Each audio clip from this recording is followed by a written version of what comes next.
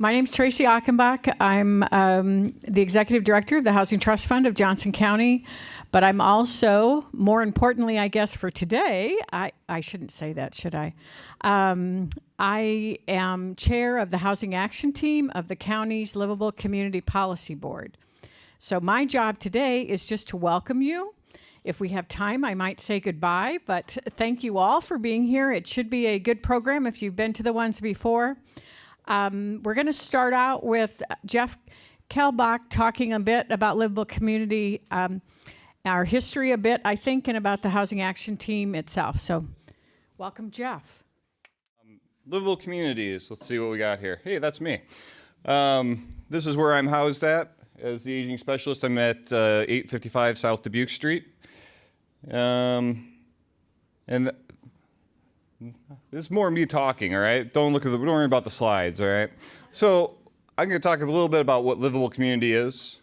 Johnson County Livable Community. So what a livable community is one that has health and supportive services, mobility and transportation options, affordable and appropriate housing, community and economic development, cultural, volunteer, lifelong learning, and employment opportunities, and public safety. Those are all things, all components to make up a livable community. Johnson County, tremendous community. We consider ourselves a livable community, but we don't want to rest on our laurels and just think that, oh, we've already made it, we're great. We have plenty of things that we have identified that we want to continue to work on. As a result, we have many action teams, and we have a caregiver action team trying to deal with caregiver issues in the community. A communications committee that helps us get this information out to people in the public, such as this forum. A falls prevention action team, and that falls prevention action team, pretty simple, isn't it, what they're trying to do? They're trying to create awareness to help prevent falls in the community. Falls are a significant issue, leading cause of accidental death amongst older adults, and also leading cause of hospitalizations for older adults. There will be a fall prevention awareness health and resource fair coming up on September 21st. It's a Friday from 10 a.m. to 1 p.m. You're getting an inside scoop. I don't even have a flyer put together for this yet, but it'll be at the Radisson in Coralville. It's actually already well represented as far as resources in the community. There'll be flu vaccinations, blood pressures, a lot of other health things going on there. It's not on that sheet that you're looking at yet. No, that sheet that you're looking at has all of our future aging in place forums we have a few more that are coming up here in the next coming months, but this event will be September 21st. If you want, feel free to contact me directly if you have questions about it.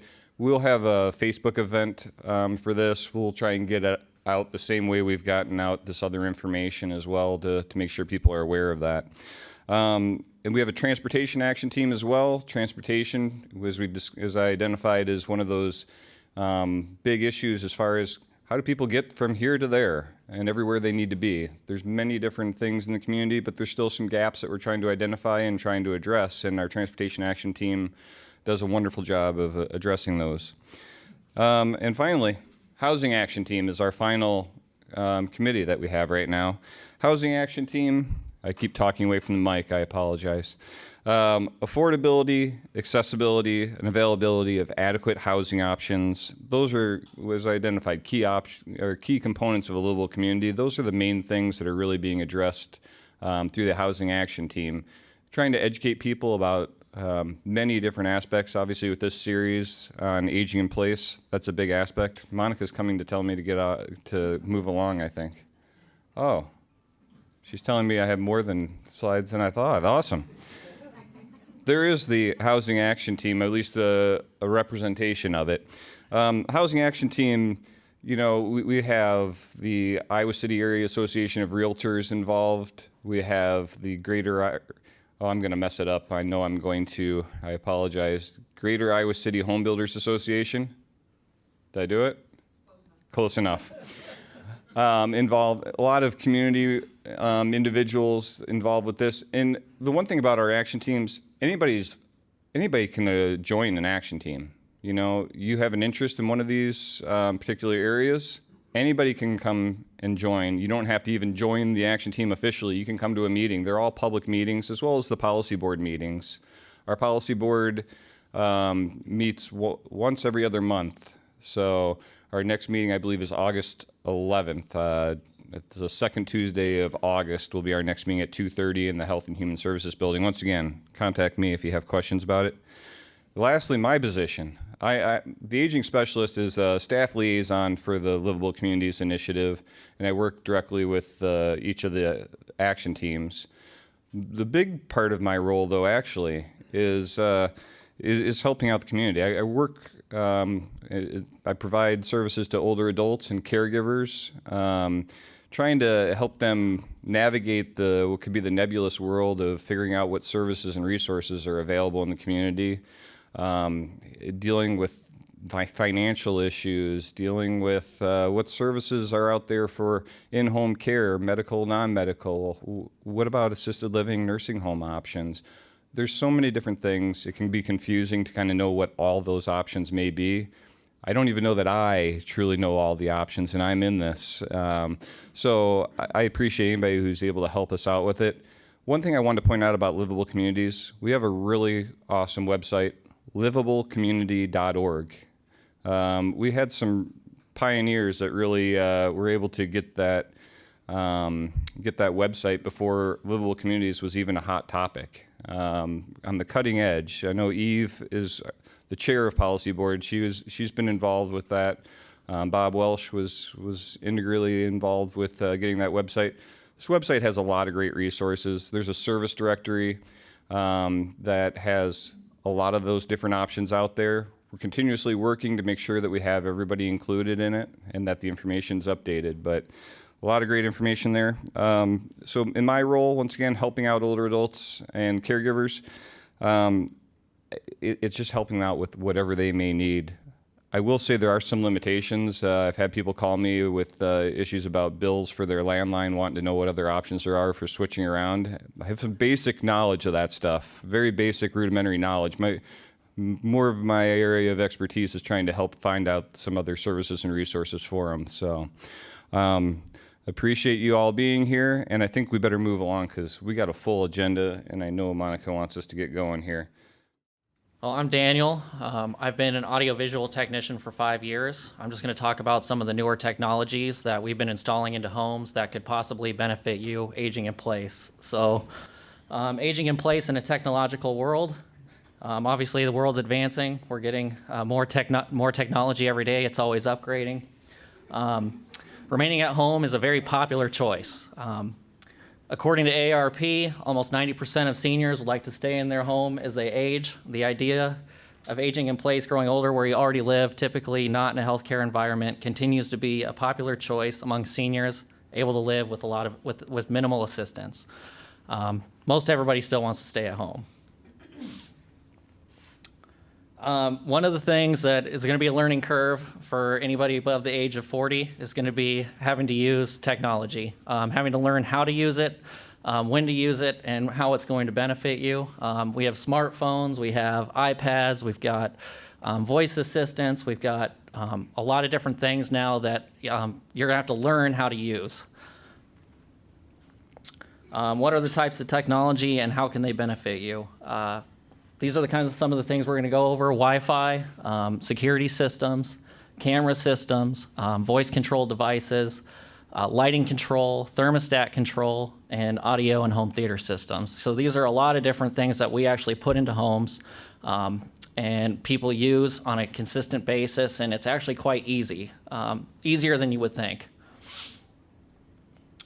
Wi-Fi and networking, we'll start with that. It's a great resource for communication. You can literally, there's doctors now that have set up websites where you can sign up for a monthly fee and you'll be able to contact your doctor anytime that you want online and ask them questions, things like that. So that's something that could benefit you.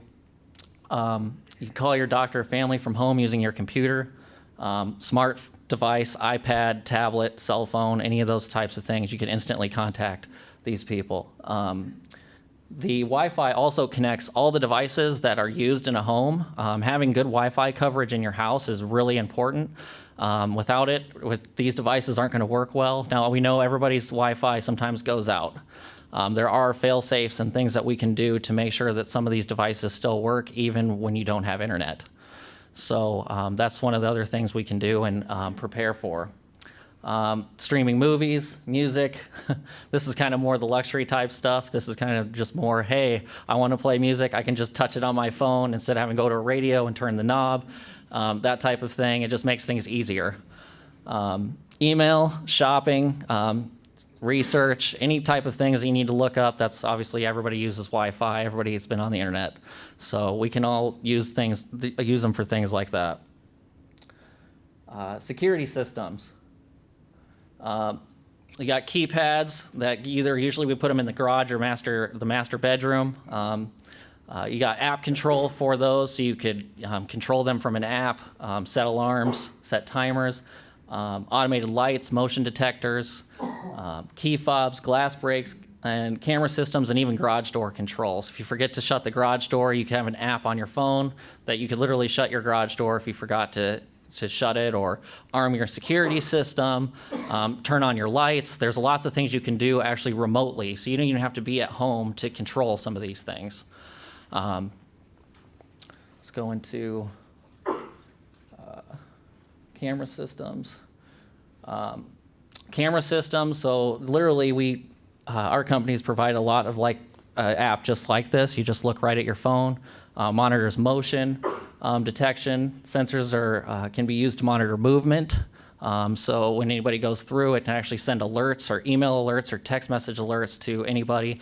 So if something hasn't happened in 5 days and you've been at home or there's been no motion, a caretaker or somebody like that could be warned or alerted that there's something going on. There hasn't been motion in here for 10 days, there's a problem.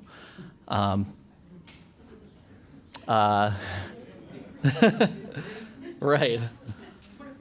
24 hours, there we go. 10 days, a little long.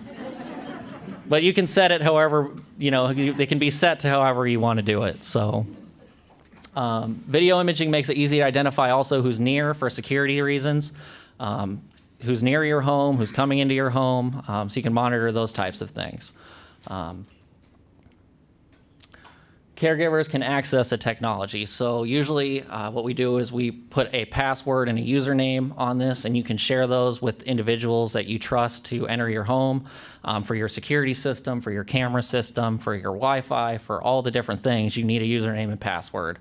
And making that something secure that nobody else knows is usually a smart idea to make sure that you're secure and no one can break into these systems and, so security is a really, really important thing. Voice control devices. This is going to be a real new one. This is something that's come out just in the past few years.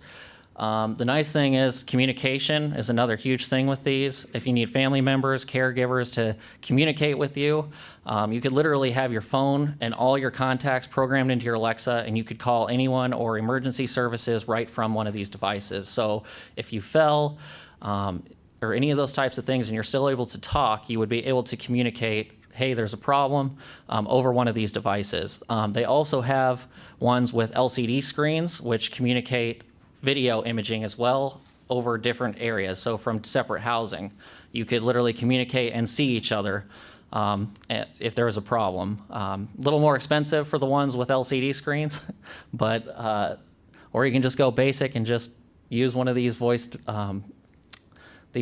assistants to help you with different things like video conferencing, communication. You can even set reminders on them to take certain pills or remind you of doctor's appointments. It works really well. I use it at home, and it reminds me of a lot of stuff that I forget about. And I'm young, so I don't forget as much, but I still forget things. So you can control your lights or your thermostats just using your voice. You can turn on your TV even. You can set it to turn your TV on, change your channel. You don't have to look for the remote. That's kind of a joke. I mean, everyone has to look for the remote on the couch, right? So. Home controls, we'll get to the last couple things here. So just lighting control and thermostat control. You can set timers, schedules on your lights. You have to go around your house flipping all your switches. So you could just set all your lights to you could even tell Alexa, Alexa, turn off all the lights in the house. It's just going to turn all the lights off. Or you can set timers or schedules on them. App control for your thermostats. You can set the house to whatever you want it to be at, however cold you want it or hot you want it, or you can argue over it. Whatever you want to do, you could do that with these devices. And then the other thing with the lighting control and some of these things is it's energy efficient, so it could save you money instead of trying to go around. Flex your power used to be the commercial for that, but now you could just talk to your Alexa and tell it to turn your lights off. So that's kind of the new age type thing to do. And then audio and home theater systems, this is more of the luxury thing. What's cool about this part is everybody wants this. Everyone wants a nice theater room or a audio in their house. You can literally play right off your app or from voice control in individual rooms, whatever music you want to stream. You could have separate music in different rooms. You could literally do a party mode and have the same thing over the house. You could connect it to your TV. There's lots of different things you can do with this. So that's what's really cool about this. You can even connect it to your record player or CD player and have it connected to your app so you could play that. And then in the home theater room, you really could just relax, watch a movie with your family, your grandkids, enjoy those types of things, and then just enjoy all the benefits that technology has to offer. Does anybody have any questions? Yeah. How expensive and time-consuming is it to retrofit a house to be able to do? I wire, so it could be about 2 weeks to a month as far as the getting it done, depending on the scale of the house. We usually get like a basic house done in about a week. And do you have to rip out walls? Or what's No. A lot of times we do a new homes. Some of the existing stuff, there's a lot of wireless technology that can be put into a home without having to retrofit new wiring. Now, hardwired stuff's always going to be more reliable, which we've done before. And all the houses we do now, we put a tube to the attic so you can add new wires into the house without ripping your walls apart. So that's what we do as a company anyway. As far as cost, it can range depending on how many things you want to do. But as far as range, I would say it costs anywhere from $2,000 at the low end to probably about $15,000 at the high end. And then we've done some $1 million homes. So it can get real high up to about 25 to 30 grand if you really want to go all out with some stuff. So, but that's about the price range. Any other questions? Yep, back there.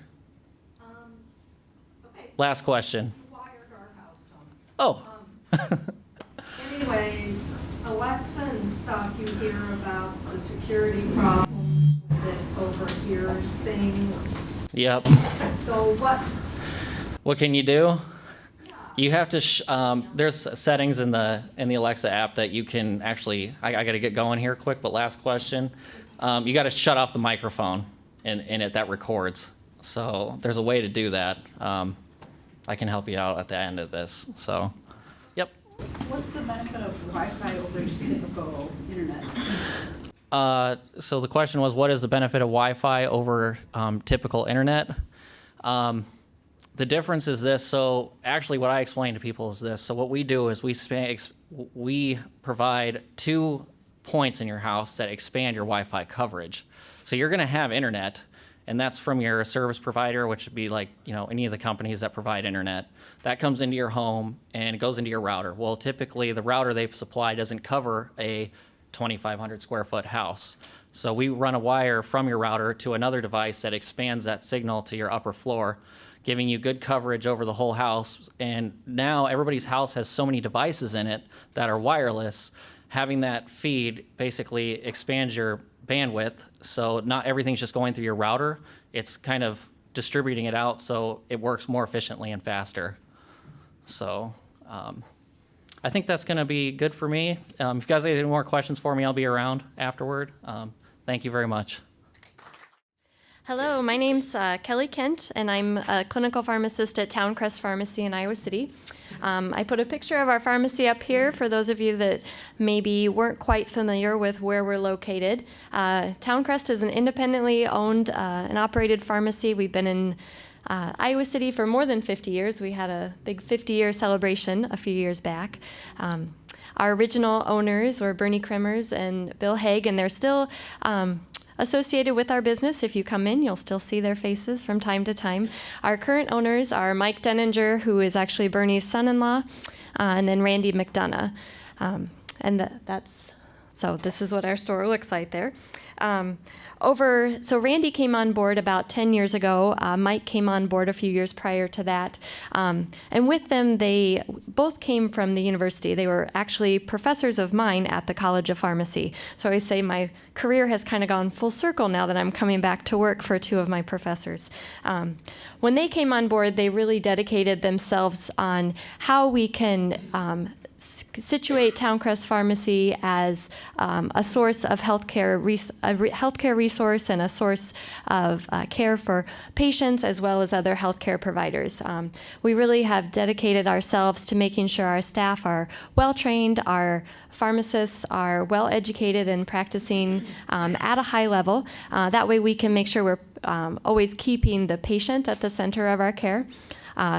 You don't have to go very far to read. Healthcare is definitely a very dynamic topic. It's changing rapidly. A lot of the reimbursement, a lot of the encouragement is moving us toward outcomes and outcome-centered therapy. So it's important that it's important from a payer perspective that they see that the patients that they are covering are achieving their goals of therapy.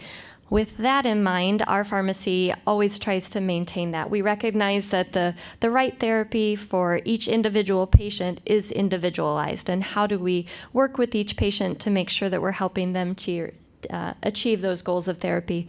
We always kind of try to answer three basic questions. Is the individual achieving their goals of therapy? Are they having any side effects? And how are we monitoring them to achieve those goals of therapy? So, Mike Denninger has a strong passion for software development, and he's actually developed a clinical documentation system for us. So at Towncrest Pharmacy, our staff document all the care that's provided, which if you've never been in the pharmacy, perhaps you might think that maybe this happens like at your doctor's office, that they document a phone call with you or a patient-reported side effect. That is not the case. That is not always how it happens because we just didn't have systems in place to support that. So we call it PharmClin. They've actually trademarked it and have begun to work with a wholesaler to begin to get that out into the market so other pharmacies can use that too. We use that to document the care that we're provided. So when someone comes into the pharmacy and they're refilling their warfarin or their Coumadin medication, and I might ask them, have you had your INR checked? What was it? And we'll document that in the system. We're aware of what their goal should be. I know why they started on that. We can also discuss side effects, and I've documented that within our system and made a point to document any kind of adverse effects. The large advantage of that is that we have 6 different pharmacists that work in our store, and so if you come in Towncrest on Wednesday mornings, you'll see me. If you come tomorrow, you'll see another pharmacist. But it's important that we're all communicating with one another. And so we use that documentation system in order to do that. The other thing that we're growing and working a lot, and this is my job as Director of Clinical Operations. We're doing some collaborative projects with Mercy as well as the University of Iowa. So when we have a mutual patient that has an appointment, say at the cardiology clinic at UIHC, the clinical pharmacist there will reach out to me and say, I've got so-and-so coming in next week. Can you give me an updated medication list? It's quite easy for me to generate a medication list as opposed to the individual patient to bring that in or to try to reproduce it off the top of their head. Not only that, I can let that pharmacist know if they haven't refilled something that maybe was prescribed and maybe they stopped it because they had a side effect. So we use our documentation system in order to very quickly generate those medication lists, share them with the prescribers, or in this case, share them with the clinical pharmacist at the university, as well as some compliance information. After that individual patient's appointment, oftentimes I get a follow-up note to say, we actually changed the therapy. We stopped this medication. We're going to start this one. And another part of my job is we have a medication synchronization program where we align all of your prescriptions so they're due at the same time. And then you just get it's not an automated refill system. We don't like to call it that because I do speak with these patients every time that they're due. There's that one-on-one, that personal touch with it. So if I have that communication coming back from the prescriber's office, I know of medication changes right at the time that they're happening. And the other part of that is sometimes there's concerns with how they'll ask for an adherence follow-up. So the physician would like to know how regularly this patient is filling this medication. And not because we want to get in anyone's business, but if someone is not filling their blood thinner on a regular basis, that can have some pretty significant side effects. And there's 1,000,001 reasons why people don't take their medication or maybe don't take it quite as prescribed. What we really try to look at are those that we can modify. So is it a situation where the patient has just forgot to take it or doesn't understand the value of it? Is there some education that we can do? Are there devices or products that we can work with them in order to help the individual stay compliant with their regimen? So that leads me, and actually, I guess I hit the wrong thing. Okay. The big part of what I wanted to talk about is our compliance packaging. And this is something we feel very passionate about, is how can we work with patients to keep them compliant with their medications independently so that they can stay in their home. You know that as soon as an individual is not able to manage their medications on their own, oftentimes it requires an increased level of care, and that can be very expensive. Very expensive. So what we've tried to do is keep this as affordable as we can and keep them very simple. The piece of equipment we've got, this is called a Parata machine, and we actually have 2 different types of automated machines in the pharmacy. This one does some strip packaging. So it comes in a small box like this, unless somebody has a lot of medications, then it might be in a larger box. But the individual just pulls out the strip right there. So this packet right here will have your name on it. It'll say the date. So it'll say July 11th, 8 a.m., and all the medications that are to be taken at that time on that date will be right inside of here. So also listed on here, I know it's really small, I can hold it. It's got actual drugs in it, so I can't let it out of my sight too far, but it does have a description of each of the medications too. We don't want to take the responsibility away from any patient. We want them to know what is in there and what it should look like so that they can have some reassurance with that. And then they pull that out, they can take it with them wherever they go. It's very easy. We charge $10 a month to do this. So a very minimal fee to do this. But again, it's a way to keep people independent and safe with their medications.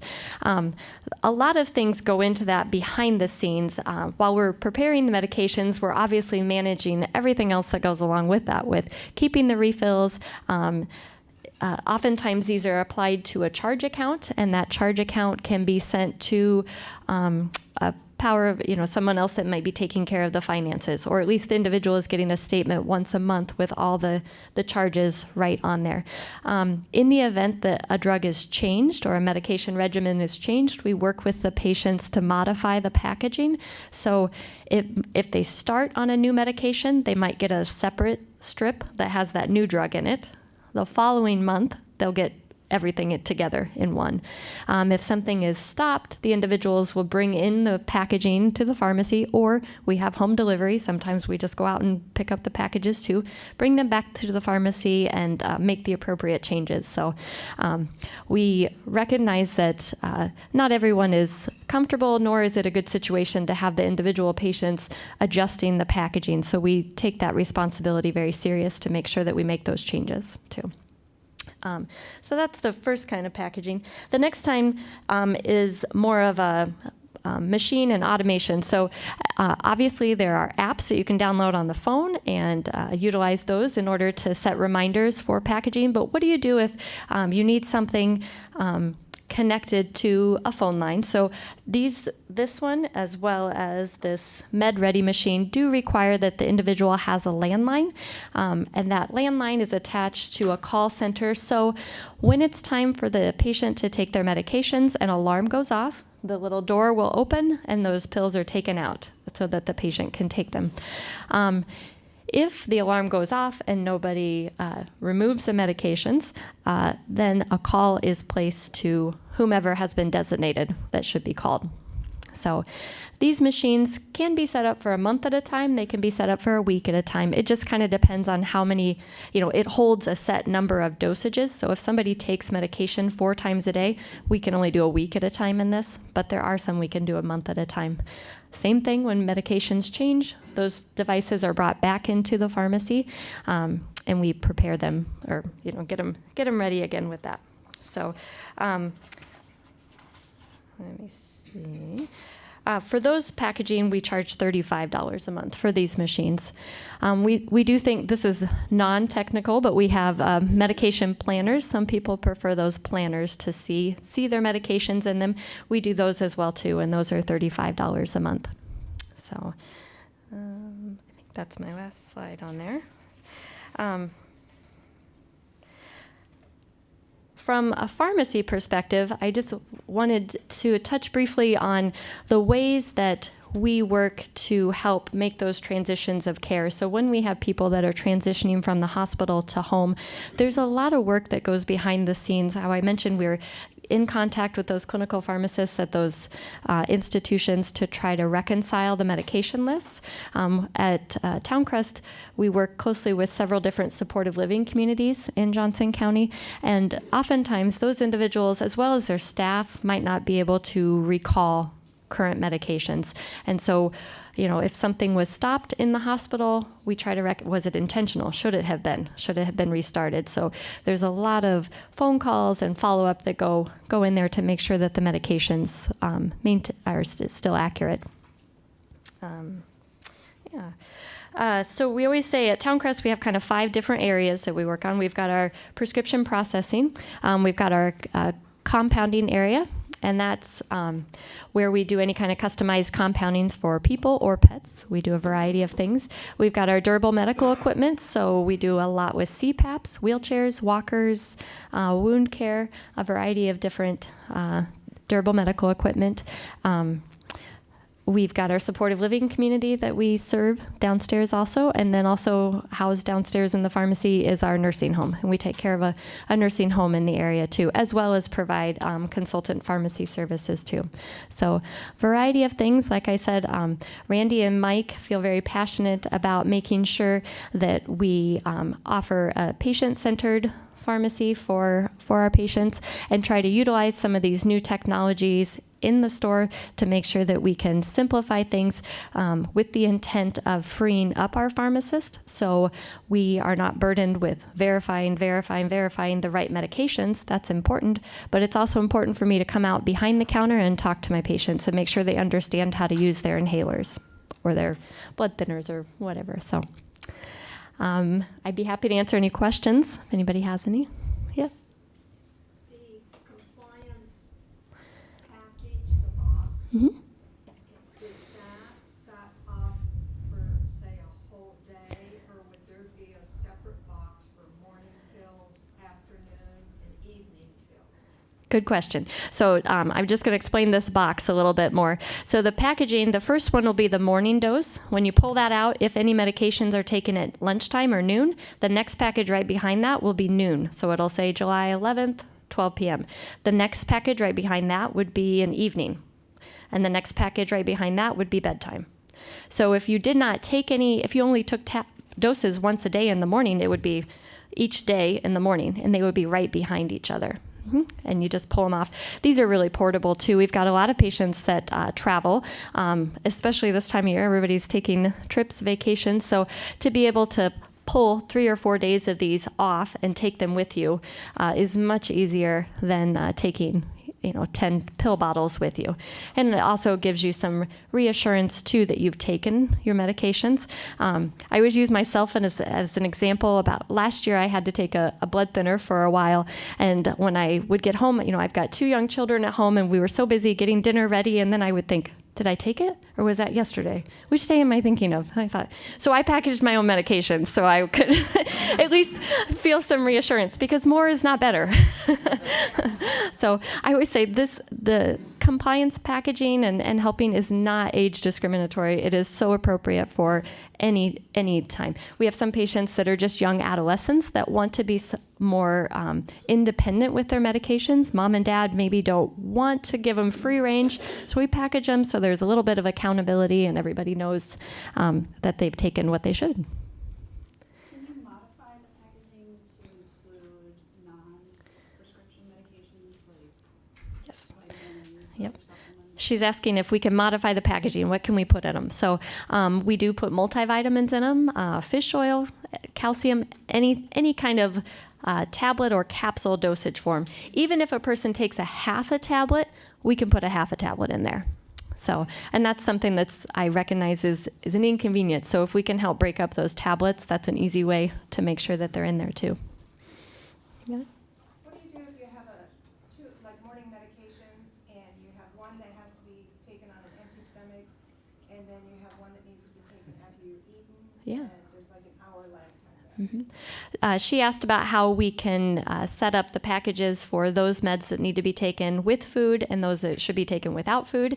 And so that's kind of a conversation with the patient about what time of day is best. I think the very easy, relatable example is levothyroxine, which we always recommend to take on an empty stomach. So oftentimes the packaging might say 6 a.m. And then right behind that, you'll have your 8 a.m. morning medications, and that would be everything else. The times that each of the dosages are taken are very flexible. You know, we recognize, the patient tells us what time of day they prefer to take things. And as long as it's reasonable, we're always on board with that. I don't want to inconvenience, we've got some patients that sleep in until noon. So it's best to take a lot of their medications in the evening. That is just fine. So we can be very flexible with what's needed. So, yeah, thank you. My name's Nick Jones. I run a health and social care innovation company in Iowa City. I've been here about a year, as you can probably tell. I'm from the UK originally. I want to talk to you about a few things related to health and social care in the Aging in Place agenda. So there's a lot of things come into play in Aging in Place, a lot to do with good design of housing, single level floors, good lighting, easy to operate cabinets. Personal aids, we're going to hear some more about, I think. Lots of things that people wear personally. There's lots of things that you can adapt the house with, bath hoists and stair lifts. But I want to talk more in the area of technology, seamless technology, hopefully, which really helps people to live in their own home. Some stories first about illustrate some problems in this area. There was a story I read recently about an orthodontist who was on vacation about 100 miles from home, and he went into a beach store and met a patient's father. The patient had been having trouble with his braces. To cut a long story short, he there and then did a quick video conference on the father's phone to the boy and told him in about 2 minutes how to adjust his brace to alleviate his problem. When he was driving back that evening, he realised this guy and his kid had come in 6 times in the last few months, and he realised they'd spent 4 or 5 hours every day, closed the shop, lost school time. So that orthodontist was immediately converted to the value of telehealth or telemedicine. A story close to my heart, my son's on the kidney transplant list. Kidney transplant patients have to take their medication rigorously. There was a story I heard about a young patient who'd lost his kidney after only a few years because he hadn't been taking his medicine on time.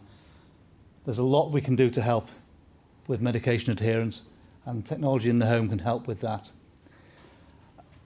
And this is a very common story, of course, we've touched on already with Daniel. People in the home can be unwell or even fall, and it can go undetected for, well, hopefully not 10 days, but but it can take a while. So moving on quickly, I want to talk a little bit about smart home monitoring. I'll keep it brief. Daniel's touched on some of this. Telehealth in general. And medication adherence. Again, I think a slightly different tale to Kelly had from Crest, but still related. Smart home monitoring. What I'm talking about really is monitors that look at the activities of daily living. I've worked with a company in the UK called Benign Eye, who are developing a system which helps to do just that in an unobtrusive way. There are many others. Care Innovations is a big company run by GE and Intel.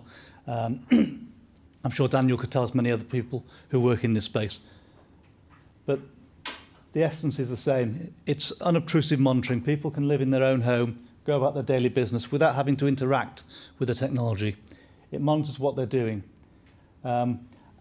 It's built on commodity hardware. The cost is really very, very reasonable. But the clever bit is there's artificial intelligence. It establishes what somebody's normal pattern of behaviour is and looks out for changes, for anomalies. So if somebody's normally up at 6 to take their meds, it will learn that. And if they don't get up until 9, it maybe flag that to a caregiver. If they don't move around as much in the home, then that can be flagged. None of it has to be configured because it learns. It learns what people normally do. And that way it becomes seamless and unobtrusive to the user. There are some problems. In doing our customer discovery, we discovered almost that nobody considers himself old.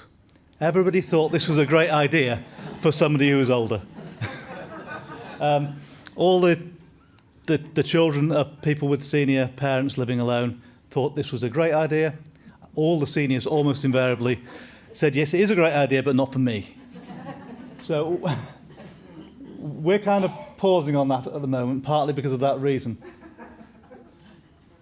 There are some other issues at the moment, I think, with this technology. There are some gaps in capability. Falls are a big problem. And actually, monitoring is difficult. There's no really good unobtrusive monitoring we can do. There are things you can wear. They all have their issues. I think it's a gap in capability, especially if you're trying to be unobtrusive. It can be inflexible. This is new technology. Things are changing. These systems aren't always easy for people to change. We were setting up a system which was very easy to set up. That made it inflexible to change. And it's a hard balance to strike. At the moment, there's systems out there which are very easy to use, and there's some which are very much aimed at hobbyists. And because of the rate of change of technology at the moment, it's a little bit difficult to strike that balance right. And important things are changing. Things like battery life of sensors are becoming much better quite rapidly. And until that settles down, that makes this hard. And until standards settle down, people adopt better integrated equipment, this will be hard to make mainstream. But what's coming up next? Well, we've already heard in the technical area about Alexa integration. And there are some things already doing this. It's very easy to integrate with Alexa. And from what we found out, everybody likes it. I'm not tied to Alexa, by the way. There are other voice controllers out there. But this is the one we looked at. I think that will be important. Smart video, I think, will be important. And by smart video, I think it's AI behind video and probably thermal imaging. As I said, fall detection is quite hard. Fall detection with videos is possible. I think there's things out there that do it now. They have problems. They have problems with low light, amongst others, and people don't like being videoed all day. Thermal imaging cameras with a smart capability and AI built behind them will be able to detect, maybe can already detect falls, but it's not mainstream yet. It's not built into systems. And if it is, I think it'll be very expensive at the moment. But it will come soon. Easier and wider integration, well, I touched on that. I think as the market matures, that will make things easier. We'll have platforms or systems which are easier to install in the home, still very easy to use, but people will be able to plug and play more, add things in as they come along. And in fact, technology will stabilise more. Smartphones now at the moment, people used to upgrade their smartphones every year or two because things change. Well, actually, the smartphone providers are finding it hard now to find anything which is radically different. Everything's very much slower moving. Consolidation with security, kind of the same issue. There's lots of different things in the home now using the similar technology around home automation, And as over time that will become consolidated, it'll become easier to use and cheaper. On the non-technical side, I think the biggest change will be consumer acceptance. People will maybe get past that feeling that they don't want to be monitored because it will become more commonplace. People are already used to security systems, especially with a growing acceptance and use of technology by seniors. This will only get better. And I think senior living facilities will adopt this kind of technology soon. I think it's not just about people in their own home. If people go into low light touch facilities, then there's a benefit to the home and to the family of knowing that their family is safe, and the care home themselves will be able to know who to target their resources at, who's not behaving as they normally do.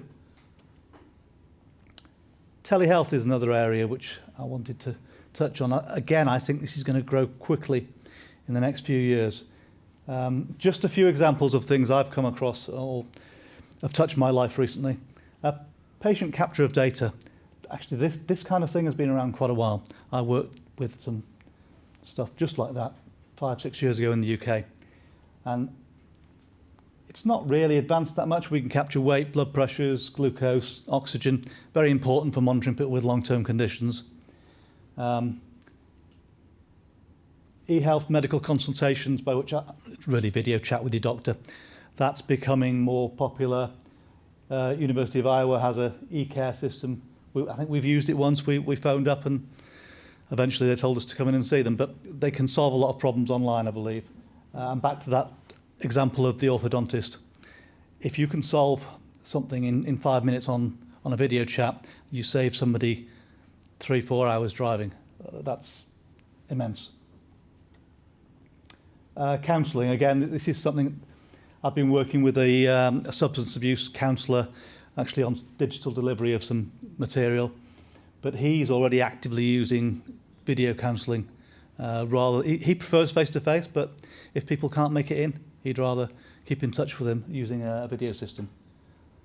But there are still some problems. Some with devices, blood pressure monitors for kids aren't great when they're automated. They don't always give consistent results. Reimbursement stifles innovation. I think this is one of the key things. CMS and insurers, they don't like to pay for remote monitoring. They never have. And who's going to invest in technology when they can't get reimbursed? So there's really been a chicken and egg situation for a while now where people want to innovate, they have ideas. They can't invest a lot of money in it because there's no clear path to getting repaid. And also information overload for EMRs. I remember I was working with systems such as this in the UK. They were working fine. None of the hospital systems wanted to take the data into their system because it's just too much. People have their blood pressure monitored a couple of times a day, oxygen measured. Over a month, that's a huge amount of data. And raw data like that just isn't usable. It's just data, it's not information. So that's kind of a problem with telehealth. And that's reinforced by the lack of reimbursement for innovation. There are, of course, ways to solve this, but who's going to invest the money in when they can't get it back? But there's some good news because legislation is changing and remote patient monitoring has had some steps towards easier reimbursement this year. Without going into detail, there's some codes which have been made easier to access. And there's more coming along. So CMS are finally waking up and they have a program going on now under consultation to open up more channels for reimbursement for e-health, which in my opinion will have a great impact on how much innovation and how much this technology can get into the home. It should improve things greatly. Medication adherence. Close to my heart because of my son's condition. There's a few aspects of that. There's medication management, which we've heard about, which is, I might call traditional, but obviously there's many enhancements going on in that area as well. There are reminder apps. I don't know how many reminder apps there are on Google, but they kind of have the same problems, which I'll come to in a moment. There are some smart pillboxes, which have a role to play, but I think it's a limited one. And the problems really are, there's a lot of reasons for non-adherence. A reminder app on its own doesn't really address that, nor does a pillbox. Long-term engagement of the patient is very hard. I've got a child who's going to have a transplant soon, hopefully. He has to keep on that medication regime for life, or at least the life of the kidney. Keeping teenagers, keeping anybody involved with any kind of system of reminders is difficult. And verification is a problem. Pillboxes, yes, they're handy. They know when they've been opened. Teenager who's not feeling well when he takes his tablets, but he wants his mum off his back, pop the pillbox open and feed the tablets to the, well, not to the dog, hopefully, but because that wouldn't go well. But he could deal with that quite easily. Information is fragmented. There's no clear line, centralised information source about medication, from the prescription to the fill to the adherence. There's bits and pieces here and there, but it's not all brought together. So what can we do about that? Well, this is a great piece of innovation. Hit end of last year, FDA approved the first tablet with its own sensor. So it actually tells an app when it's been taken. And that's only on one drug at the moment, I believe, but that will be very valuable. I'm sure people will try and find a way around that as well, but hopefully that's not easy. There are embedded sensors which might make people cringe as well. This is for glucose monitoring, for diabetes patients, and I think that needle is longer than it looks. I believe it's can be a couple of inches long, and it embeds into your hip. But equally, I've been told that it's not uncomfortable once it's on. I don't fancy it myself, I have to say, but it works very well, and it gives continuous glucose monitoring. And glucose, of course, can change very quickly. So it's a timed reminder is no good for diabetes, because who knows when that will change. So that's a really good innovation, if a little bit intrusive yet. The two sensors are an interesting innovation coming along. I think that is a glucose monitor as well, but obviously it's less intrusive. It sits on the skin and monitors glucose levels, talks to an app again. And there are other skin-based sensors which are coming along. I know of one for monitoring alcohol, again through my contact with an abuse counsellor. Not for my own use, I should say. Patient engagement is part of the key, I believe. Agile Oak is working with the U of I on an app. Actually, it's more than an app. It's a whole system, but in terms of the patient engagement, we're providing an app to young kidney transplant patients initially to help them to stay in their regime. And we're working to make that gamified to retain their attention and provide education to improve their clinical engagement, because clinical engagement is proven to be one of the best ways of improving medication adherence and improves outcomes in very many ways. And finally, to make the information we capture, which is more than just a reminder system, we're going to have smart integration and predictive analytics with the EMR, with the electronic medical record system. And that's all about making that data that we capture into a concise and actionable information. So we won't just stick a long list of readings or when people took tablets or when they didn't. We'll turn it into something much more concise and actionable, and we're working on that at the moment. That kind of approach can be taken to all the data we can capture in the home. Patient-generated data is big on the agenda of CMS at the moment. It's something that they're interested in and can provide a great deal of value to the medical care, because you can get real-time information about patients' conditions. In this case, we could know in real time when they don't take their meds. In other cases, we could know real time if they're not feeling well, if their glucose levels are wrong, if they've taken alcohol. That's all to come in detail, but when we can get real-time information, not data, into hospital systems so that clinicians can see it real time, that will open up a lot of opportunities for healthcare improvement, and it's all driven from your own home. You don't have to leave home to get that benefit. I'm getting a signal here, so I'll move on, but that was the last slide anyway. So just to say thank you and any questions. On telemedicine, if, happened this morning with my son, he's in Indiana right now, but he's had all of his care at the University of Iowa. Okay. So he tried to do telemedicine, and they said since he was out of state, they couldn't help him.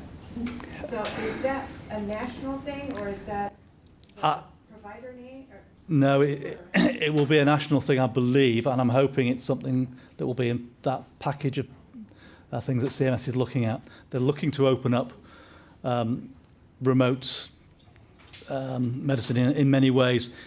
They've already loosened the restrictions on the originating site, as they call it. I don't know if that. I don't think that currently goes across state, though.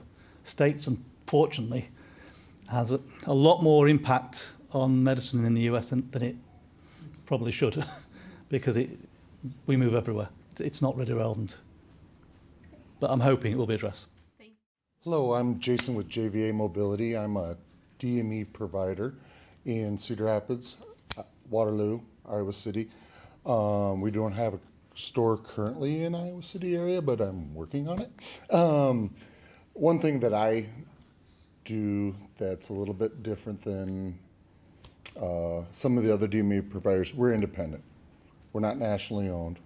We are one of the few left in Iowa that is an independent dealer, and we kind of pride ourselves. We pride ourselves on serviceability. We pride ourselves on what we can do. We don't just live in the box of here's your wheelchair, here's your walker. How can I make that better is what I like to pride myself on. I do a lot of wheelchair work with the University of Iowa at the Children's Center for Disabilities. And I build seating systems for people. I do specialized seating. We come out to the homes and do evaluations for you, and we try to help you stay at home. A couple of the things we do with that is we install ramps. Not anybody can install a ramp, but you see some plywood ramps on a 2x4 is not a ramp. Safety is our main concern. We can build you a ramp. We can order ramps. And we use CAD drawings to draw that ramp out, show you what it looks like. I do stairway elevators inside your home. We come to the home, measure each and every step, make sure that the ramp is, or the stair lift is going to work appropriately for you. Another thing that we do is elevators. Just recently, a gentleman in Des Moines, ALS patient, needed an elevator because that's where he was going to be living, down in his basement. We worked with the contractor. The contractor cut a hole in the dining room floor, and we dropped a platform elevator down a shaft. About 3 or 4 weeks work, but when he got downstairs to have his new bath that was all done, his therapy room, his workout area, and his daily living area, it was beautiful, beautiful. Along with the platform elevators, we do ceiling lifts. So I can take a ceiling lift over your bed, pick the patient up, roll them to their wheelchair, and appropriately put the patient in the wheelchair. I love doing that. My favorite job. Crawling up in the attic, getting all dusty, dirty, it's fun. And I'm serious, I love it. Another thing that JVA does do that's a little bit different, say anybody calls me up, Jason, can you get this, or do you know how I can get this, or Is there anything available? I don't know. Let me look.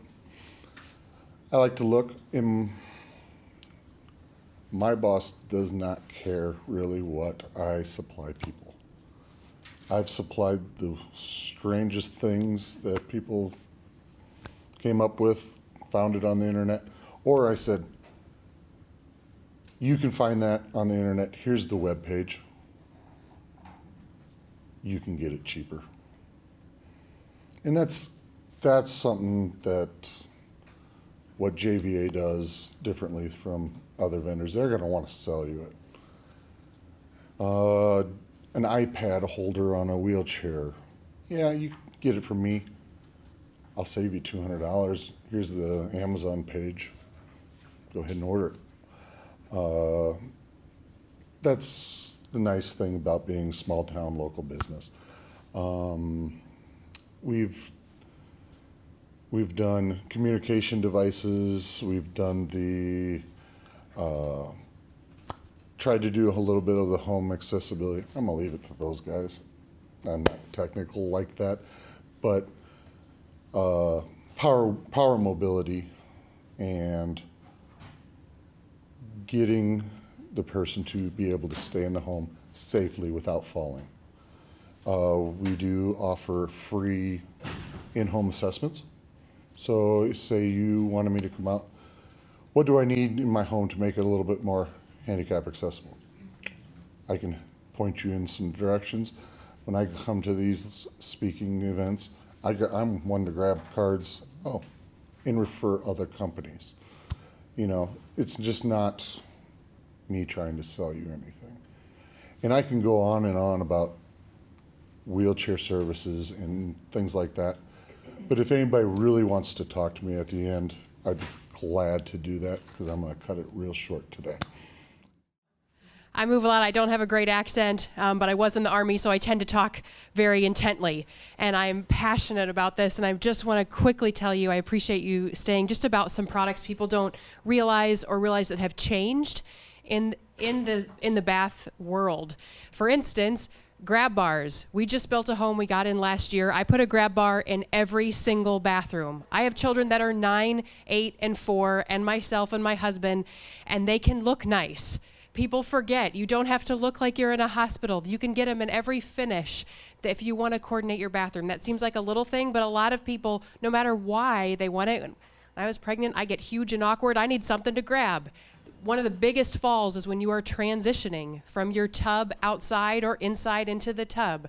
We recommend having at least an 18-inch grab bar vertically as you step in, at least 24 inches along the back wall. There are really simple things that don't have to cost a lot of money but can look beautiful and not look, I don't want my house, I don't want my place to look like it's that I'm sick or that I need it, or no, that's okay. They can look really nice, and they can be even more functional. Like this guy, this is a toilet paper holder grab bar, and he doesn't have to come shiny. He can come brushed nickel. He can come just really simple, right? But that's right there. It doesn't have to be a major ordeal to do something like that. There are so many beautiful options. I mean, we've got different brochures, you can look them up, but just know that there are ways to make a very practical solution look sharp for you or for somebody else, for whatever reason that is. Shower seats. I'm glad we brought this one. I love this guy because, at least in Iowa City, a lot of old homes, you've got a really small tub people are trying to take out, which is usually about 30 inches. That's not very much space when they have to put a shower back in if you're going to tile that shower. This seat fits in a 30-inch space and he's got these really great grippers on the bottom. People sit him in the showroom all the time. I said, please sit down on this, see if it's comfortable, see if it doesn't move. Wow, this doesn't move. Even like my chair that I don't like how it looks in there is a lot more wobbly than this, and this looks a lot nicer. Okay, try that out. This is a walnut, seat that folds up that you can put in your shower. If you've got some backing and you're removing it, you can fold it up out of the way. That too comes in different finishes and different woods, things like that going, oh, yeah, it doesn't have to look how in the past we always thought, I'm going to make an ADA bathroom. I don't want to do that. Nobody wants to do that. They don't. But it can look gorgeous and be very functional. So these are just a few of those. There are many. Hand showers. People, again, when they come in, I don't want a hand shower. I said, please let me talk to you about this. Well, I used that cheap one at that motel I went to 3 years ago, and it was awful. I'm sure it was. But do you know what? They don't have to be that way. Even the fact that this has like a rubber grip. If it's hard for people to grip, it gets soapy, things like that. If they can't turn, a shower head to change functions, this is a push button.